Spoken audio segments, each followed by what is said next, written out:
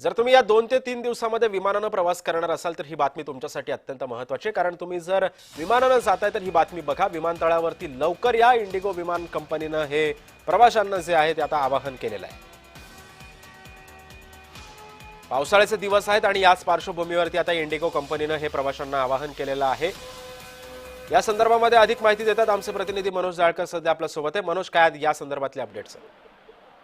नक्कीच आपण या ठिकाणी बघितलं तर मुंबईमध्ये तिसरा दिवस जरा पाऊस सुरू आहे. पावसाने मुसळधार भरलेली आहे. या ठिकाणी मुंबईमध्ये इंडिगोकडनं देखील आता खंड व्यक्त करण्यात आलेली आहे, कारण की मुंबईची विमान सेवा देखील आता आपल्यापर्यंत उसळणे सुरू आहे. या ठिकाणी जे प्रस्थान आहे आणि आपण जो उड्डाण आहे आणि जो प्रस्थान आहे त्या ठिकाणी देखील विलंब होत असल्याचं इंडिगो विमानतळाकडनं सांगण्यात आलेलं आहे. आणि या गैरसोयीबद्दल त्यांनी चिंता देखील व्यक्त केली आणि तुम्हाला जर प्रवास करायचा असेल तर तुम्ही लवकर निघा घरातून आणि जी आमची वेबसाईट आहे त्या ठिकाणी संपूर्ण तुम्ही ज्या फ्लाईटनी प्रवास करणार आहे त्याबद्दल तुम्ही संपूर्ण माहिती घ्या आणि मगच प्रवास करा, असं देखील ट्विट करत माहिती इंडिगो विमान सेवेने दिलेली आहे. त्यामुळे आपण बघितलं आता सर्वत्र विमान असेल, रेल्वे असेल आणि वाहतूक असेल या सर्वांवरती आता पावसामुळे मोठा परिणाम झालेला आहे. आणि यामुळे आपण बघितलं तर नागरिकांना देखील मोठ्या प्रमाणामध्ये त्रास होत आहे. त्यामुळे नागरिकांनी घराबाहेर पडताना